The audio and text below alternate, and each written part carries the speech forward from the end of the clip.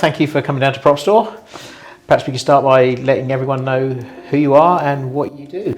Well, my name's Heaney and I'm the collections manager for the Ray and Diana Harryhausen Foundation.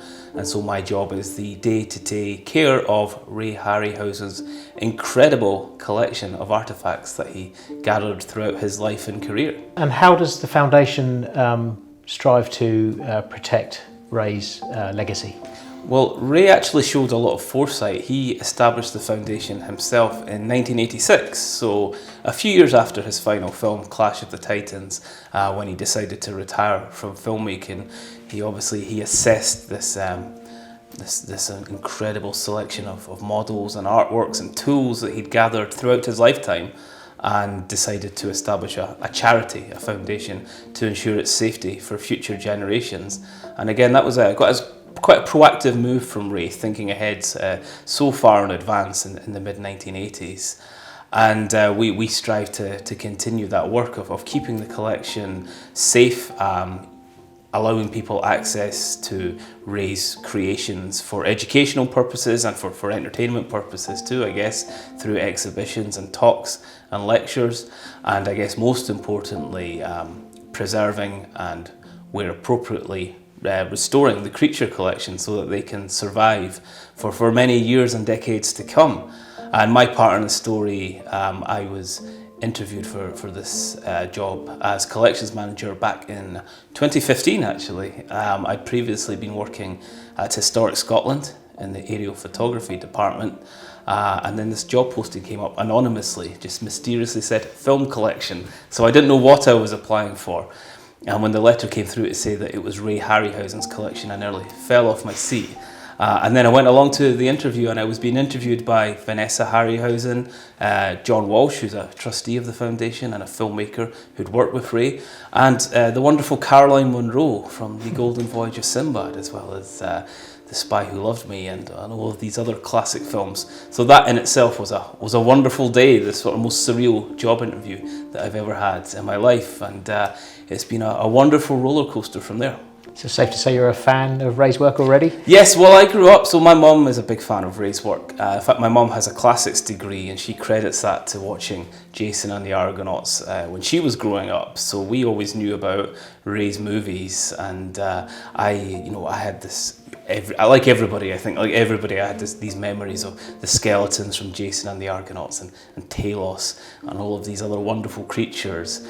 So again, once I heard that I'd be interviewed for the Ray Harryhausen collection, I thought there must have been some mistake. Maybe there's someone else called Ray Harryhausen, and I'm going to be working with his archive. But no, lo and behold, it was the collection, and what an incredible archive that it is. As you know, Prop Store has been entrusted to auction some of these amazing items on behalf of the foundation. We're thrilled to be working with these just pieces of history, really. Just wondered if you had any favourites among the collection, or pieces that you got an anecdote or a story about, or a personal attachment? Well, I think that the fantastic thing about this particular selection of material is it covers all of Ray's artistry in its many forms. So you have everything from Ray's original scripts, sketches that he worked upon during the making of his films, and then the models themselves, of course. And so you're seeing these different layers of Ray as an artist and a filmmaker. I think this piece here, the Trog, or a prototype of Trog, I should say, the Neanderthal, for what would be the troglodyte in Sinbad and the Eye of the Tiger. I think this may be my personal favourite of the material which will be available in the auction.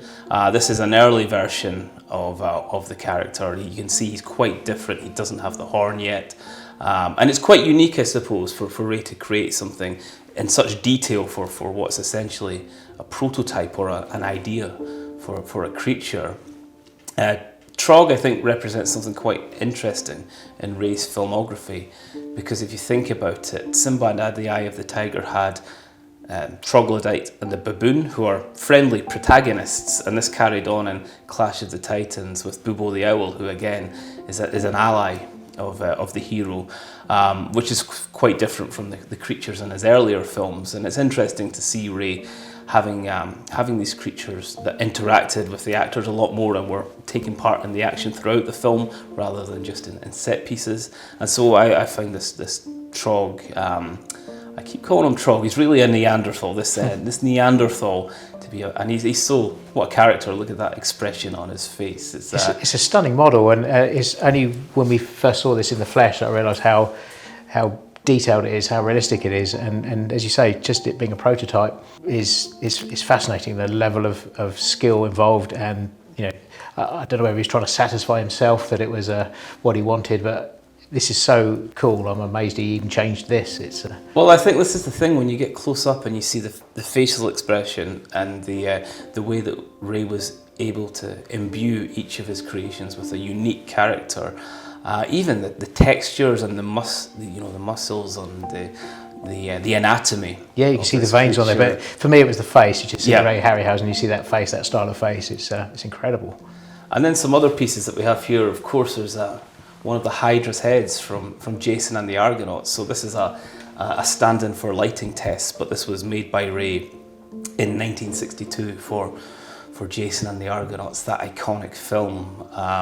And I think that's the film everybody thinks of, the skeletons in particular, isn't it? That's although there's characters, Carly is always my favourite of Ray's characters, but every film has something to take away from it, doesn't it? There's something very special. Well, I feel like particularly here in the UK, Jason and the Argonauts is a film where we all have this shared cultural memory of sitting on a rainy bank holiday Monday, maybe at your grandparents' house, and flicking through the channels, and there's Talos stomping around, or there's the Hydra. It's such an important film. It's still on television every Easter, every Christmas, and people have such a great love for that movie. So to have anything from Jason and the Argonauts available, I think is particularly special. But then, as you say, Kali as well, and again, this is a Kali model that Ray built during the making of that film, including all of these swords as well. These swords were all made by Ray as well. And Kali is, if you look at the animation on that creature, it's stunning. It's like something from another world. It's amazing to think that one man was able to create such an otherworldly piece of imagination on the big screen. That's what makes Ray's work so revered now. I think that one man did all of that. Absolutely, yes, that's right. I think I think that's again one of the really awe-inspiring things about an auction like this, is that you look at the breadth of material and you think, this was one man. This is one man doing all of these, wearing all of these different hats. And I think that's something as we strive to promote Ray's legacy and educate about his techniques and his films.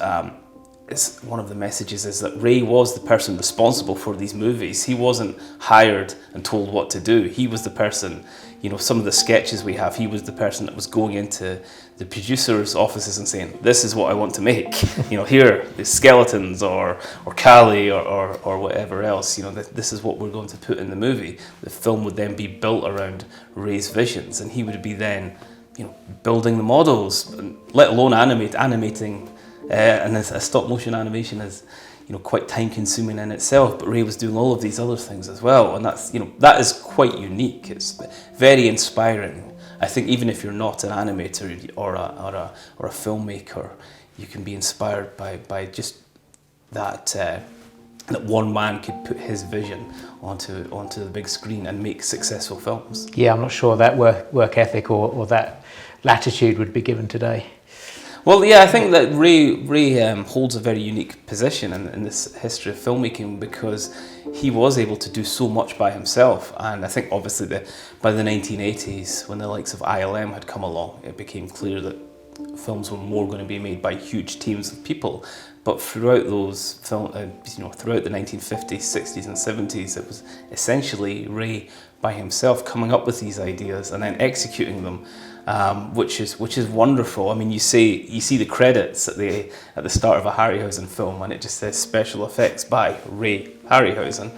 And these days, if you want to sit through and look at all of the artists that have worked on a Marvel movie or Game of Thrones or whatever, there's pages and pages and pages of names. So that in itself, the fact that you're seeing one man's thumbprints, so to speak, I think is quite special. And there's something intangible there which people never get tired of.